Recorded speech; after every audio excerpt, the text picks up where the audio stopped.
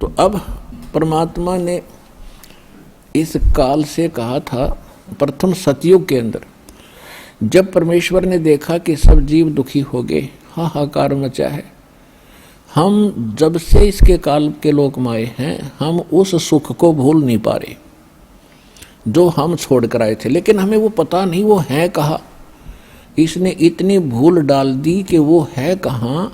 वो सुख हम यही खोज रहे हैं, इस नमक की बोरी में, इस नमक की मंडी में हम बूरा का टेस्ट खोज रहे हैं।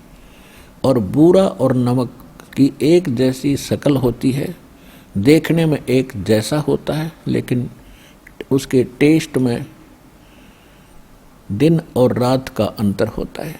तो ये काल भी भगवान है यहाँ का। यहाँ की व्यवस्था हम देखते हैं, जैसे दिन रात बन रहे हैं, शीतल हवा चल रही है, फलदार वृक्ष हैं और जमीन में पानी, बड़ा सुंदर जल है, मीठा है। ये सुविधाएं और देखते हैं हम तो हमें लगता है कि ये बिल्कुल भगवान है जिसने हमारी इतनी चिंता है, कितने अच्छे फल फ्रूट दे रखे हैं, अपने आप उगे हैं ये। तो ये है नमक की बोरी का टेस्ट, यहाँ की जो सुख हमें दिखाई देती है।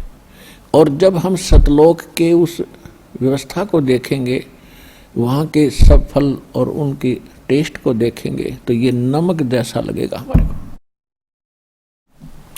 तो ये सुख वहाँ है जिसको हम खोज रहे हैं। दूसरा सुख वहाँ क्या है?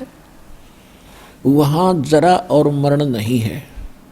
जरा माने वृद्धावस्था और मरण मीन मृत्यु। वहाँ जन्म और मृत्यु, बुढ़ापा और मृत्यु नहीं है।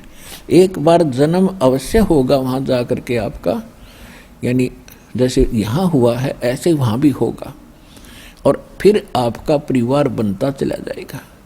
अब जैसे कैसे अच्छे लगते हैं माता पिता, भाई बहन, रिलेटिव, नाती पोते पोती, दोता दोती, और कितने अच्छे लगते हैं, कितना प्यार है आपका।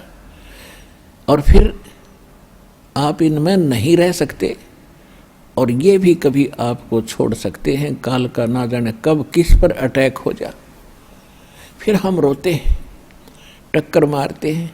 इतनी प्यारी वस्तु फिर दोबारा देखने को नहीं मिलती, और फिर उनको रोते रोते हम भी मर जाते हैं कभी। तो ये जो दुख है, ये आपको उसकी सतलोक के सुख को दृढ़ करेगा, और यहाँ से मन हटेगा। और इसका तरीका बताया है कि आप अपने सभी रिश्तेदारों को, और नहीं तो कम से कम अपने पूरे परिवार को परमात्मा की भक्ति में लगा दो। यहाँ तो एक बार सबने जाना है, ये तो अंडरस्टूड है, ये तो ना भी मानने वाली बात ना है कि हम नहीं मरेंगे। ये दूसरी बात है, भी नहीं मरेंगे पर कभी तो मरेंगे। तो ये स्थान अपना नहीं है। आज जिस संपत्ति को हम अपना मान रहे, हमारी मृत्यु होगी तो दोबारा उसमें हिस्सा हमारा नहीं है।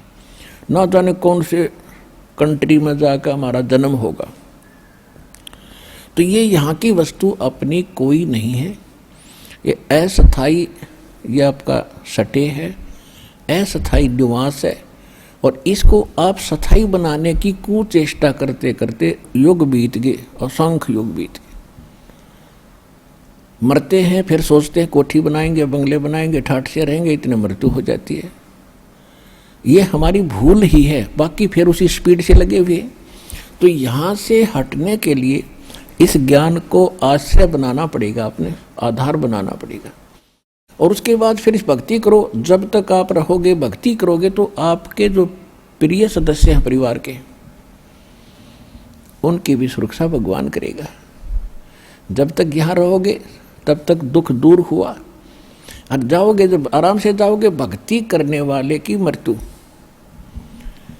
ऐसे होगी कि आपको पता भी नहीं लगेगा।